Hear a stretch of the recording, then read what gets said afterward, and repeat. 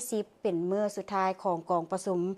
สมัยสามัญเทื่อที่10ของสภาแห่งชาติสุดที่9ซึ่งในภาคเช้ากองประชุมได้รายงานปรับปรุงร่างมติและรับร้องเอามติสภาแห่งชาติ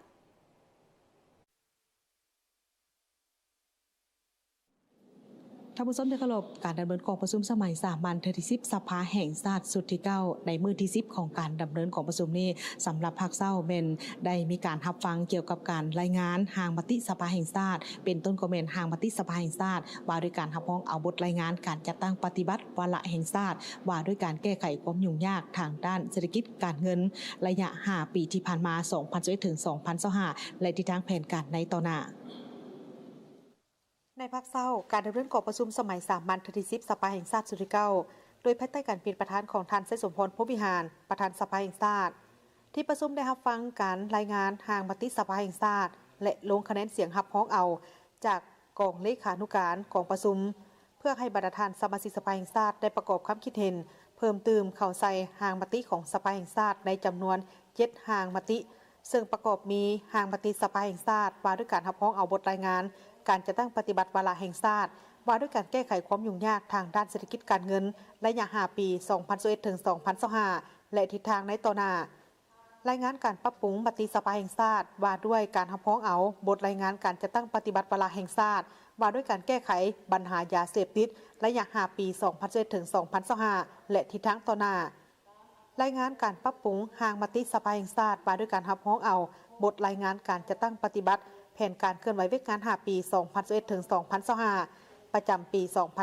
2025บทรายงานผลการกวดกาตามผลการกวดสอบปี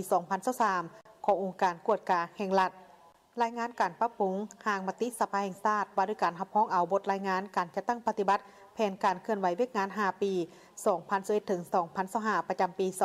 2025บทรายงานผลของการกวดสอบบทสรุปขาดตัวการจะตั้งปฏิบัติแผนงบประมาณแห่งรัฐประจำปี2025ขององค์การกวดสอบแห่งรัฐรายงานการปรับปรุงร่างมติสภาแห่งชาติว่าด้วยการรับรองเอาบทรายงานการจะตั้งปฏิบัติแผนการเคลื่อนไหวเวกงาน5ปี2021ถึง2025ประจำปี2025และทิศทางแผนการประจำปี2026ของศาลปฏิบัติสูงสุดรายงานการปรับปรุงร่างมติสภาแห่งชาติว่าด้วยการรับรองเอาบทรายงานการจะตั้งปฏิบัติแผนการเคลื่อนไหวเวกงานระยะ5ปี2021ถึง2025ประจำปี2025และทิศทางแผนการประจำปี2026องค์การอัยการปฏิบัติสูงสุดและร่างรายงานการปรับปรุงร่างมติสภาแห่งชาติว่าด้วยการรับรองเอาบทรายงานการจะตั้งปฏิบัติแผนการเคลื่อนไหวเวกงาน5ปี2021ถึง2025ประจำปี2025ของสภาแห่งชาติสุดที่9และแผนการเคลื่อนไหวเวกงานฮอดของประชุมข้างปฐมฤกษ์ของสภาแห่งชาติสุดที่10ภายหลังที่ได้รับฟังการรายงานร่างมติแล้วบรรดาท่านสมาชิกสภาแห่งชาติก็ได้พร้อมกันประกอบความคิดเห็นเพิ่มเติมเข้าใส่บทรายงานร่างมติต่างๆโดยรวมแล้วก็เห็นดีนำร่างมติที่ทางเลขานุการกองประชุมและสรุปสั่งรวมร่างดังกล่าวนี้เสนอให้ทางเลขานุการกวดกา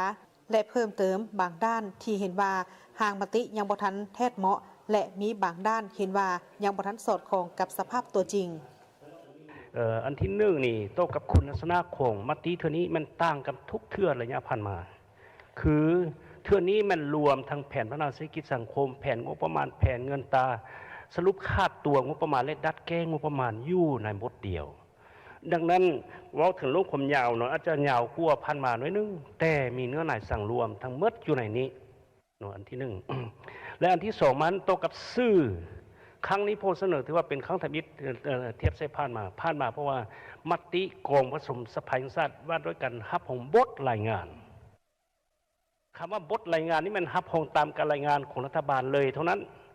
แต่ผ่านการกฎกาคืนกฎหมายว่าด้วยสภาแห่งชาติมาตรา12ว่าถึงสิทธิและหน้าที่ของสภาแห่งชาติมันรับของแผนพัฒนาเศรษฐกิจสังคมโมเมนต์บทรายงานของรัฐบาล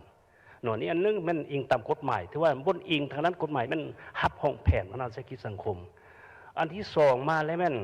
ในตัวจริงแล้วเนื้อในของมตินี้ก็แม่นคำเห็นของกรมประชุมส่วนหนึ่งซึ่งแสดงออกอยู่ว่าพ่อเห็นดีหับห้องแต่มีก็หับห้องในตามการเสนอของรัฐบาลรายงานของรัฐบาลแต่เคียงคู่นั้นกองประชุมเห็นว่านี่แหละมันผลของกรมประชุมดังนั้นได้เอาเนื้อในคำเห็นต่างๆของผู้แทนแหละมาบรรจุเข้านับทางกันตีราคาที่พุ่นเด่นมีอย่าง หรือสิ่งคงค้างมีอย่างเล่มาตรการจะตั้งปฏิบัติแม่นคำเห็นของผู้แทนดังนั้นครั้งนี้มติตัวนี้แม่นผลมติกองประชุมสภาแห่งชาติว่าด้วยการหาของผลกันจะตั้งปฏิบัติแผนพัฒนาเศรษฐกิจสังคมและแผนพัฒนาทิศทางแผนการในตรงนั้นเนาะเกี่ยวกับซื้ออะไรเนื้อไหนตามที่ประชุมได้เสนอเนาะสมาชิกสภาได้เสนอนี้ก็เห็นว่าได้เพิ่มสัดส่วนต่างๆให้แบ่งจัดสรรงบประมาณนี่เข้าใส่แต่ละโครงเขตนี่ฉะนั้นนี่มาเบิ่งทางมตินี่ก็ยังบ่ทันละเอียดเถือฉะนั้นจิตใจก็คือคำเห็นสี่น้ำของท่านประธานกองประชุมในมือนั้นเนาะท่านประธานสภาได้มีคำเห็นสี่น้ำแล้วฉะนั้นจิตใจอยากให้กองเลขาในประสานสมทบเบิ่งการจัดสรรงบประมาณโดยเฉพาะนี่เป็นแผนเงินเกินแผนต่างๆในสีดุลให้แต่ละภาคส่วนนี่ที่ได้เสนอต่อกองประชุมนี่ที่พิจารณาแนวใดบรรดากระทรวงการที่เกี่ยวข้องโดยเฉพาะเป็นกระทรวงการเงินข้าพเจ้าอยากเสนอบางจุดนั้นเพื่อให้มันละเอียดตื่นเพราะเบิ่งตัวเลขอย่างต่างๆนี่อันใดที่ยังบ่ทันละเอียดจะแจ้งในพวกเฮาก็พร้อมกันทับห้องไปแล้วในที่สุดนี่ก็บ่มีการดัดแก้ยกตัวอย่างกฎหมายก็คือกันคือพวกเฮาได้ยกกันมานี่แหละทับห้องไปก่อนแล้วจึงแก้ตำลังสินี่มันยากหน่อยนึงภายหลังที่ประธานสมาชิกสภาแห่งชาติได้ประกอบความเห็นเพิ่มเติมใส่หางมติแล้วประธานกองประชุมก็ได้สรุปสั่งรวมการประกอบความเห็นและเสนอให้ภาคส่วนที่เกี่ยวข้องนำเอาความเห็นเข้าปรับปรุงเพิ่มเติมตามการประกอบความเห็นและบรรดาทานสมาชิกสภาแห่งชาติได้ลงคะแนนเสียงรับรองเอาด้วยคะแนนเสียงส่วนหลายทั้งหมดนี้ก็คือความคืบหน้าในการดำเนินกองประชุมสำหรับภาคเช้านี้ส่วนมาภาคบ่ายก็จะมีพิธีอัดกองประชุมอย่างเป็นทางการภายหลังที่กองประชุมดังกล่าวนี้ดำเนินมาตั้งแต่วันที่10จนฮอดวันที่21พฤศจิกายน2025นี้ความคืบหน้าจะมีกระใดซึ่งท่านผู้ชมติดตามชมได้ในภาคบ่ายซึ่งจะมีการถ่ายทอดสดให้ท่านผู้ชมได้ติดตามรับชมถึงบ้านวิลมุนีถ่ายภาพพนักงานสุธิพงษ์รายงานจากสภาแห่งชาติ